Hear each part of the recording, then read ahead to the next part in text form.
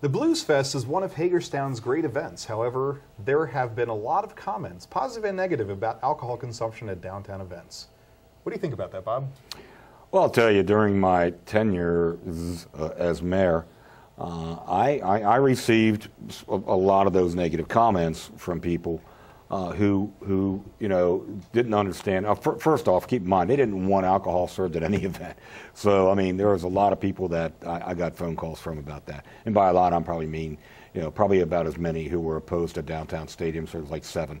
But anyway, there were people who complained. You know, and one of the great things about our events is that, you know, we do a really great job at controlling that. Right. Okay. You know, we control the perimeter. We make sure that we have police there. You know, have the fire marshal even walks through. I mean, so, you know, there's... You are absolutely right, Bob. And I've been to Boozefest many years. I've run the front end for several years now. I've been to August-Toberfest. Right. And those are the 2 big ones, let's face it. Sure they are, yeah. And I would tell you, you know, first of all, it is strictly enforced that no alcohol leaves the park. Right. Okay, period. The people that are serving the beer are well trained in terms of when they should cut somebody off, quite frankly. And while, you know, somebody can come up and get 3 beers and take them back to their buddy, we understand that can happen, but that can happen anywhere. You have a lot of staff in that, especially at the Boozefest, and that monitor everything very closely. But the point is, what I've noticed that I think is very unique about this, and maybe it's not, but what I like, let me say it that way, is that the environment for those who have consumed has been one of being supportive and making sure that everybody's going to get home safe, and not one of, you know, causing problems or trying to lock somebody up. You know, there's a genuine concern on the part of the officers, on the part of the city staff, on the part of the people that are serving the alcohol. Well, I'm going to agree with you. I mean, to be honest, that's part of the draw of these events, right? Because we're creating first of all, we're creating an event that's drawing people downtown, which is certainly something that we want for downtown.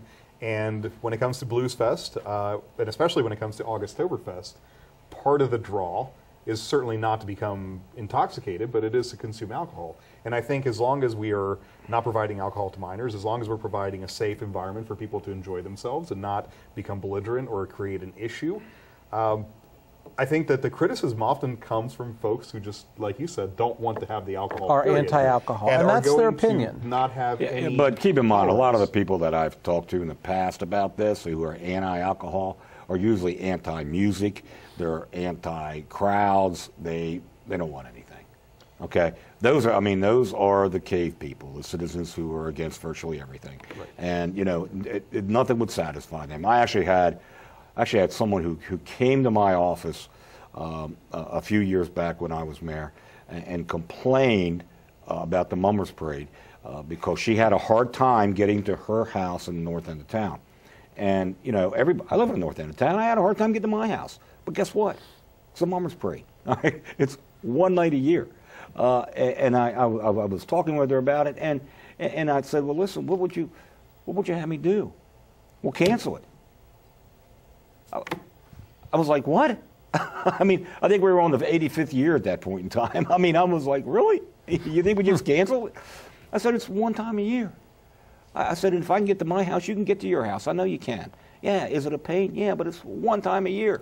Well, and the other thing, you cannot underestimate the value of those events to the economic city. impact. Oh, yeah, you absolutely. I mean, I spent some time this past year, this current Boozefest, checking IDs, and I saw IDs from states in this nation that when I'd see an ID from Colorado, for example, I said, "You really came here from Colorado?" Yeah, absolutely. We used to live here. Best attended Boozefest on the East Coast.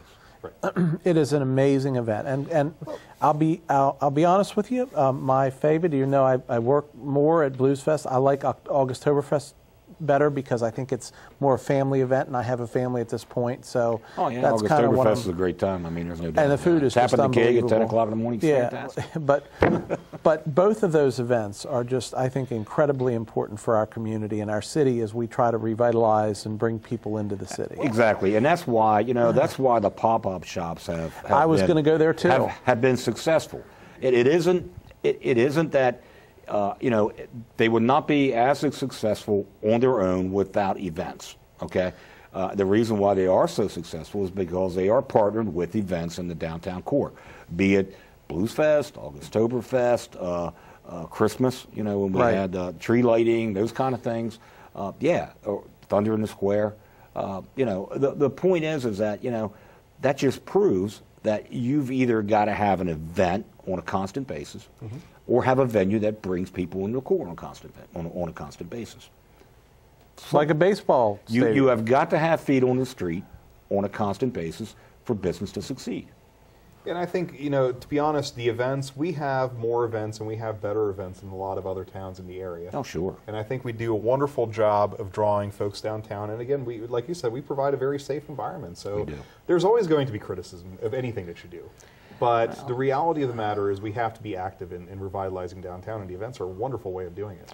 That's, you know, what we have seen, and I'll be honest with you, our first Thunder in the Square, we pulled in a lot of people who had vehicles in the show, okay, being judged, and a lot of them that I talked to hadn't been on the first block of South Potomac Street since it was done, and it had been like 4 years, you know. And they said, "Well, we didn't know this was here. We didn't know that was there." And I'm like, "Well, where have you been?"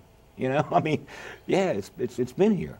So yeah, I mean, so you know, people have if you're doing things, or you have events, or you have something that draws people into the core, that's when people realize that, hey, it's not a dangerous place. Right. You know, there's great things. Shops are coming online as long as we have these events, encouraging folks to really see the town. And we have a beautiful town that has a lot of architecture, a lot of really neat architecture, and a lot of sights to see. And just driving through it really doesn't expose it as much as being on site. That's why you want to slow that traffic down that's coming through town. Absolutely. You want to slow them down and let them experience what all we have to offer. You know, and a lot more people are walking downtown. I really hope that they don't use that profane language.